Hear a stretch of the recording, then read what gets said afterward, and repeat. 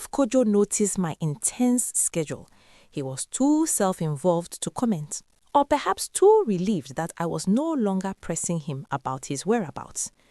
He simply assumed I was focused on the support side of his business, the predictable marketing demands. He never suspected my dedication to the joint brand was now entirely a calculated act of deception. I became the perfect wife, turbocharged. The goal was to render myself invisible as a threat while simultaneously gathering crucial information.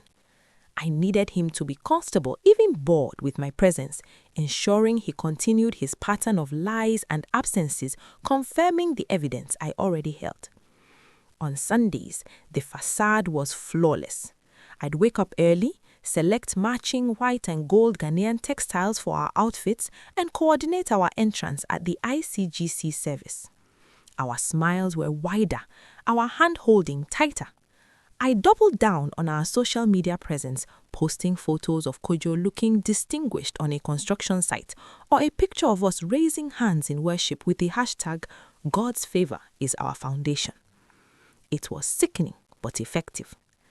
At a dinner party hosted by a powerful elderly client whose opinion Kojo valued immensely, I played the role of the devoted, deferential spouse to perfection. I praised Kojo's engineering genius, laughed at his predictable jokes, and politely deflected the inevitable questions about children with vague, pious statements about God's timing and busy schedules.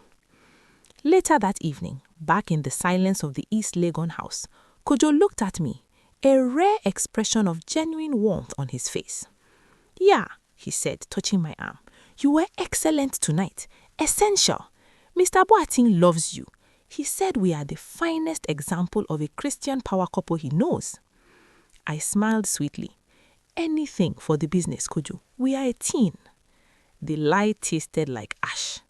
I was ensuring Mr. Boateng's admiration would remain solely fixed on Kojo until after my independent contracts were secured. Beyond the social performance, my information gathering intensified.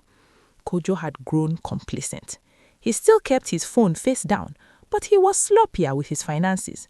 I didn't need to snoop anymore. I just needed to access the joint online banking portal, a login we had shared since our wedding. I started a meticulous log on my secured laptop. 10th of May, GHS 4,500 withdrawal from the business account, labeled Subcontractor Advance. On a Saturday, no corresponding site activity was recorded. Suspicious. 22nd of May, GHS 800 paid to a specific florist in East Legon who never delivered flowers to me or any family member. Red flag.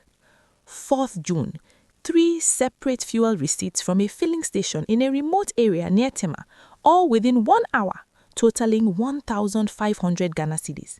This suggested filling multiple large unregistered vehicles, or perhaps simply covering large cash expenditures under the guise of fuel. More leverage. I realized Kojo wasn't just hiding a romantic affair. He was running a complicated, secretive financial life. His lies about the Kumasi trips and the Tema visits were not just covering his heart, but covering his books.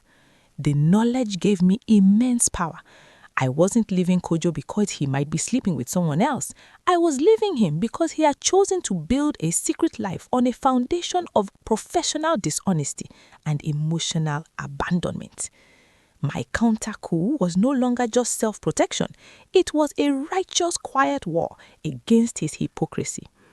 I closed the laptop, the screen reflecting my calm, determined face. The perfect wife was just a mask.